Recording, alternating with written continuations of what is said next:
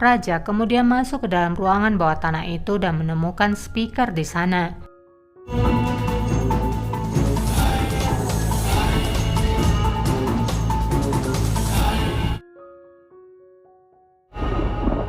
Setelah insiden di ruang bawah tanah itu, Raja dan Hurrem kemudian berbicara.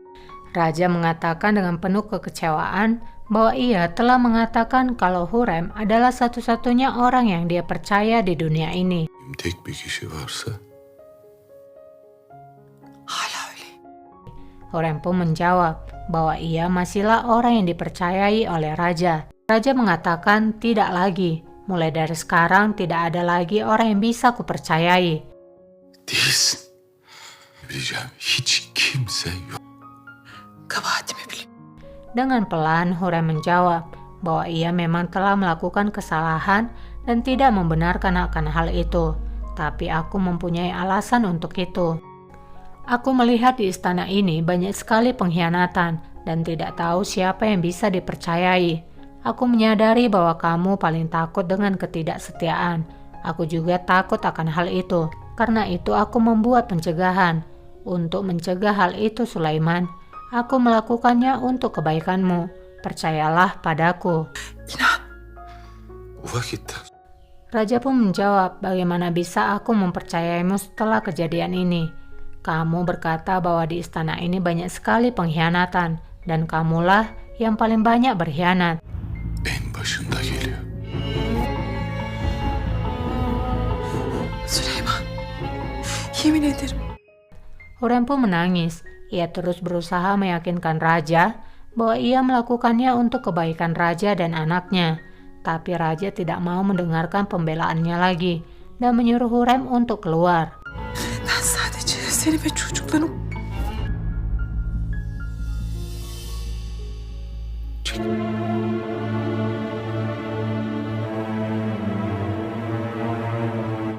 Hati Raja terasa teriris saat istri yang paling dia puja dan sayangi melakukan sesuatu di belakangnya.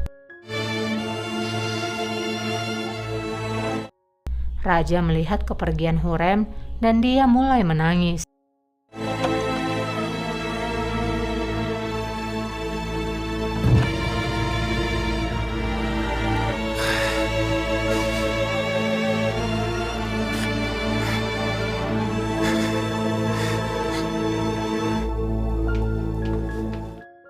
Hurrem pun keluar dari ruangan Raja dengan penyesalan karena telah membuat suaminya sangat kecewa kepadanya. Ia kemudian berpapasan dengan Fatma yang melihatnya dengan sinis, bahwa ia tidak lagi bisa menghindar sebanyak apapun ia mencoba. Aku telah melihat betapa hancurnya dirimu sekarang. Apakah kamu pikir kamu bisa lari dari hal ini? Raja tidak akan bisa memaafkanmu kali ini. Yanına kalacağını mı sandın? Hünkârımızın bana olan aşkı bağ. Hurrem pun menjawab bahwa cinta Raja padanya adalah abadi. Kami telah bersama meskipun banyak badai menghadang. Sekarang awan hitam telah berkumpul di atas kami, tapi itu akan pergi. Matahari akan menyinari kami lagi, dan akan selalu seperti itu. Lakin o bulutlar gider. Fatma pun berkata, kesombonganmu telah membutakanmu. Ingatkah kamu tentang kematian Ibrahim Pasha? Ia mati karena kesombongannya kan? Paşa'yı hatırla. Ona kibri getirmişti değil mi? Hurrem lalu berkata, jangan samakan aku dengannya.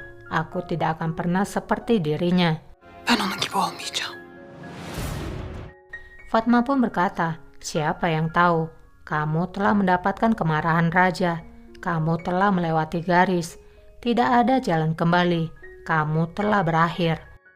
Geri dönüşü yok. Bitti. Çıkın dışarı. Di istana Mirima, Rustem menemui istrinya di ruangannya dan menyuruh semua pelayannya untuk keluar. Rüstem ne oluyor? Ia menanyakan pada Mirima apakah ia tahu tentang ruangan rahasia Hurrem Sultan. Mirima pun tidak mengerti akan ucapan Rustem. Ruangan apa yang kamu maksud Rustem? Rustem pun menjelaskan bahwa Hurrem Sultan telah membuat ruangan untuk menguping saat pertemuan dewan. Mirima pun terkejut mendengarnya. Bahsediyorum. Daha neler? Validem nasıl böyle bir... Bagaimana bisa ibuku melakukan hal itu? Bagaimana kamu mengetahuinya? Rustem pun menjelaskan bahwa Fatma Sultanlah yang telah mengekspos akan hal itu. Semua orang telah mengetahuinya termasuk raja juga. Mirima katakan padaku, kalau kamu mengetahuinya, apakah kamu benar-benar tidak mengetahuinya? Mirima berkata bahwa ia tidak berbohong, karena ia juga baru tahu dari dirinya. Itulah mengapa ibuku terkadang menghilang, dan aku tidak bisa menemukannya. Rustem berkata bahwa hanya ada satu alasan mengapa Hurrem Sultan menguping. Itu karena dia tidak mempercayai diriku lagi. Mirima pun mengingatkan posisi suaminya, bahwa ibunya tidak perlu menunjukkan kesetiaannya kepada Rustem. Itu adalah tugasmu untuk membuktikannya. Jika dia tidak memiliki alasan, maka dia tidak mungkin menguping dirimu. Gerek duymasaydı böyle bir işe kalkışmazdı. Fatma Sultan odadan haberdar. Di dalam ruangannya, Hurrem nampak tidak tenang. Hurrem mengatakan kalau Fatma Sultan tidak mungkin mengetahui ruangan rahasianya. Selain kalian berdua, tidak ada yang mengetahui akan hal itu. Pasti salah satu dari kalian berdua telah mengkhianati diriku. Siapa pengkhianat itu? Diana pun menjawab bahwa lebih baik aku memberikan hidupku daripada mengkhianati dirimu. Sumbul juga berkata kalau ia bahkan tidak memikirkan untuk mengkhianati Hurrem Sultan. Hanım değil, ihanet etmek aklımın ucundan dahi geç. İkinizden başka bilen yok. Ya ihanet... Hurrem pun marah dan berteriak kalau selain mereka berdua, tidak ada yang tahu rahasia ruangan itu. Mungkin kalianlah telah mengatakan kepada orang lain. Boş boğazı gidip bir yerlerde konuştunuz. Allah aşkına. Diana pun menjawab bahwa Tuhanlah saksinya bahwa ia tidak pernah mengatakannya kepada siapapun. Sümbül. Hurrem pun akhirnya bertanya kepada Sumbul kalau ia mungkin mengatakannya kepada Lukman Aga atau orang lain. Sumbul pun menjawab, bagaimana aku bisa melakukannya? Itu tidak akan mungkin. Setelah mengatakan hal itu, ia pun teringat kejadian saat ia mabuk dan membicarakan tentang ruangan rahasia Hurrem kepada Cefer Hatun.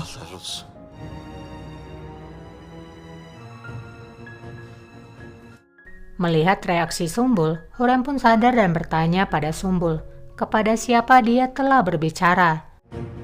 Kime söyledin? Bir hatun var. Sumbul pun akhirnya mengungkapkan bahwa ada seorang wanita bernama Cefer Hatun. Dia adalah seorang pedagang. Hurrem pun memastikan apakah Sumbul membicarakan tentang ruangan itu pada wanita itu. Sumbul lalu mengangguk mengiyakan. Cevher, bohçacı. O hatuna gizli odadan bahsettiğini söyle. Allah kahretsin. Nasıl yaparsın bunu? Hurrem pun teriak dengan marah mengatakan, sialan kamu, bagaimana bisa kamu melakukannya? Sumbul pun menunduk merasa bersalah dan meminta maaf. Namun tetap membela Cefer dengan berkata kalau wanita itu tidak mungkin mengungkapkannya kecuali orang lain mengikutinya. Dia adalah wanita yang baik. Dia tidak mungkin melakukannya. Biridir yapmış olamaz, yapamaz. Nerede bu hatun? Hurrem lalu bertanya, di mana wanita itu? Bu hatun nerede? Hurrem kemudian mengambil sebuah botol dari dalam kotak miliknya. Ia pun menggenggam erat botol itu dan mendekati Sumbul.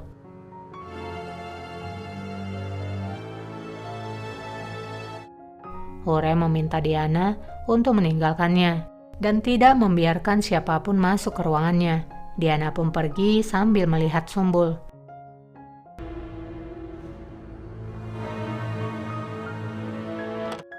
Sumbul lalu berkata, aku tidak pernah melakukan pengkhianatan. Aku tidak bermaksud begitu.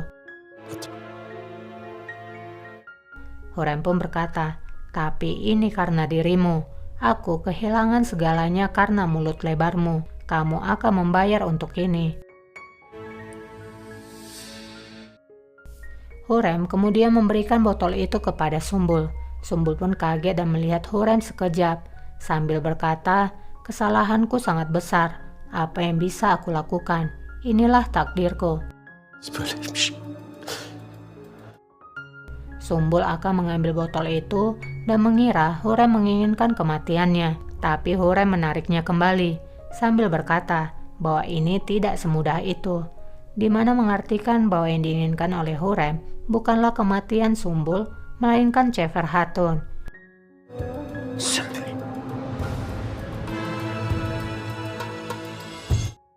Ia pun keluar dari ruangan Hurrem dengan kesedihan sambil memandangi botol racun itu.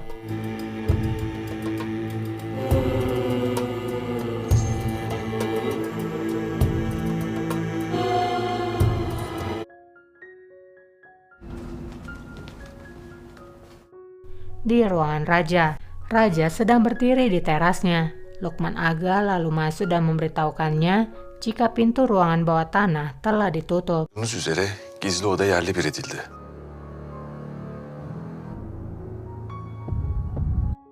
Raja pun terdiam lama, baru kemudian berkata agar Lukman Aga meninggalkannya. Çekilebilirsin.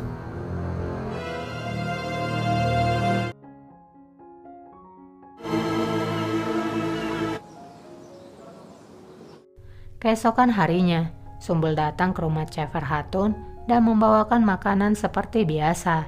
Ia mengetuk pintu, tapi tidak ada respon.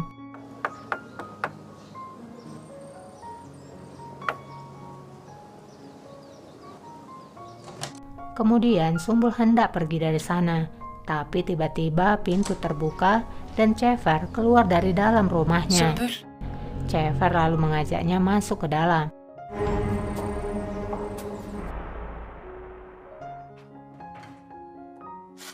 Di dalam, Cefer pun menikmati makanan yang dibawa oleh Sumbul. Hayırdır inşallah. Cefer berkata bahwa bibinya sedang sakit di Çatalca dan ia akan berkunjung ke sana.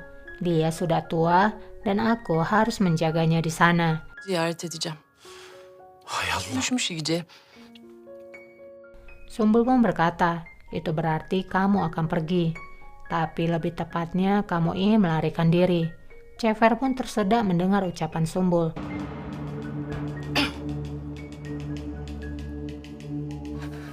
Benimle gel ağam. Ia pun berkata, ikutlah bersamaku, pergi dari sini, pergi sangat jauh, kemanapun sampai di mana orang tidak bisa menemukan mereka, tempat yang paling jauh. Kita akan tinggal di suatu tempat. Kamu mencintaiku dan aku juga mencintaimu. Inilah kebenarannya. Meskipun kita tidak bisa memiliki anak sendiri, pasti akan ada pengobatan untuk itu. Atau kita bisa mengadopsi anak dan hidup berbahagia sebagai sebuah keluarga. Evlatlarımız olur. Tiba-tiba Cefer merasa tak nyaman. Ia mulai susah bernafas, tenggorokannya seperti tercekik, dan ia terbatuk-batuk. Rupanya makanan itu telah dicampur racun oleh Sumbul. Sumbul hanya menatapnya. Evlatlarımız olur. Bir aile oluruz. Bir aile oluruz.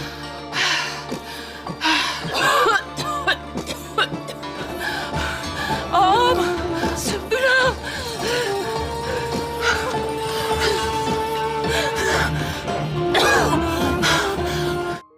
Sumbul kemudian bertanya siapa yang menyuruhnya melakukan hal itu. Apakah Pangeran Mustafa? Tanya Sumbul. Şehzade Mustafa mı? Mustafa'nın bu işlerle ilgisi yok. Onun hiçbir şeyden Cefer berkata bahwa Pangeran Mustafa sama sekali tidak melakukan hal ini dan bahkan ia tidak tahu. Namun Sumbul tidak percaya dan berteriak siapa yang melakukannya. Kim yaptı? Cefer berkata ia tidak tahu.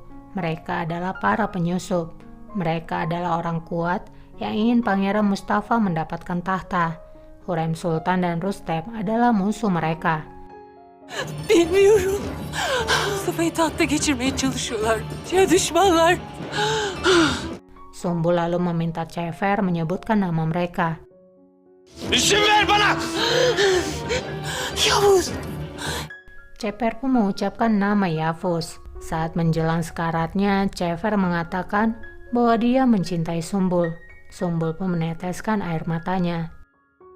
Sümbül, sevdim.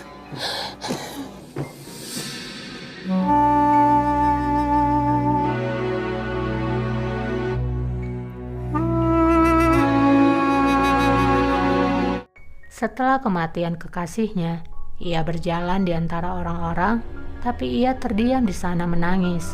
Waktu serasa berhenti untuknya. Dia sungguh berduka atas kematian wanita yang dicintainya.